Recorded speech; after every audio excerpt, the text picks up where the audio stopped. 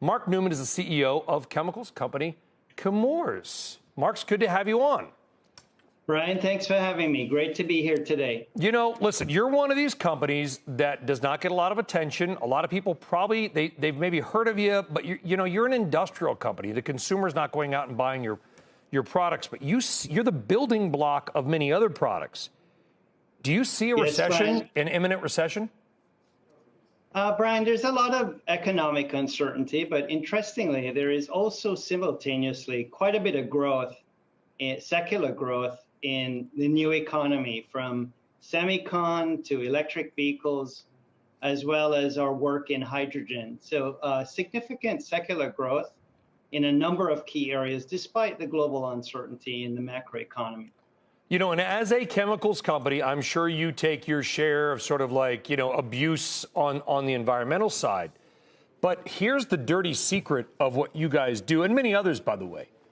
You can't build a lot of these new energy technologies, windmills, hydro, hydrogen, electric cars, without many of the stuff you guys make.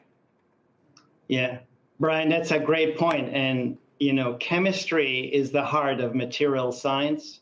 Material science is the heart of clean energy, the energy transition we're seeing more broadly, as well as advances in advanced electronics.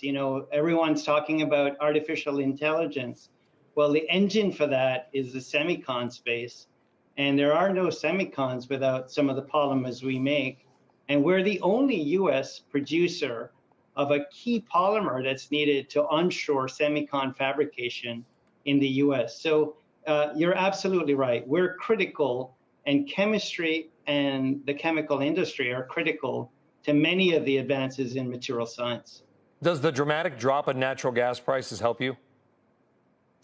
A lot of our manufacturing is based here in the US, and so that gives us a competitive advantage versus our global competitors. So yes, we've really benefited from, our focus on US manufacturing and obviously US energy costs at an advantage to others. I'm glad you said that, because I've been covering this European energy crisis story since before the war. It existed before the war exacerbated it. And luckily, they've got enough natural gas to get through this year. But the other side of that story is not just having the gas, it's at what cost, right? So talk to us about, and I worry, if you're a manufacturer in Europe, BASF or whoever it may be, your cost structure has got to be a lot higher than here in the U.S. Yeah, we value our U.S. manufacturing base, and clearly energy is a part of that. Clearly, we have a great workforce. And obviously, we have a great supply base here in the U.S. and around the world. So listen, we are leveraging a global supply chain, but certainly very focused on U.S. manufacturing.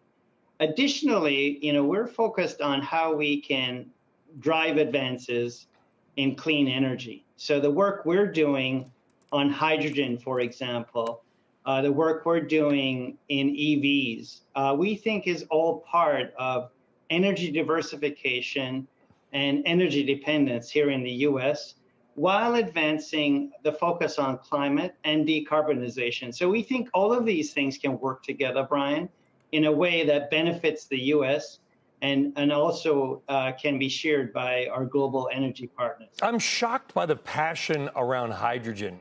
There are people out there who believe that hydrogen is the future of clean energy. And there are other smart people who say way too expensive, dirty in its own right, et cetera. What's the future of hydrogen? Yeah, our view is there is a path to economic renewable hydrogen. Clearly, the industry is starting off today at a disadvantage in terms of the cost structure. The work through the Inflation Reduction Act, I think, will drive a lot of investment that will bring scale to the renewable hydrogen economy. And our role, again, with our Nafion membrane, is really to look at how we make the production of hydrogen more cost-effective over time. We're focused on the durability of the membrane and the energy efficiency. So, as we have advances in bringing down the cost of renewable sourced electricity, and we improve the efficiency of the hydrogen economy, I think we can make real advances here going forward. There you go. And we're going to find out. A lot of people really, it's shocking how many people have strong views about hydrogen.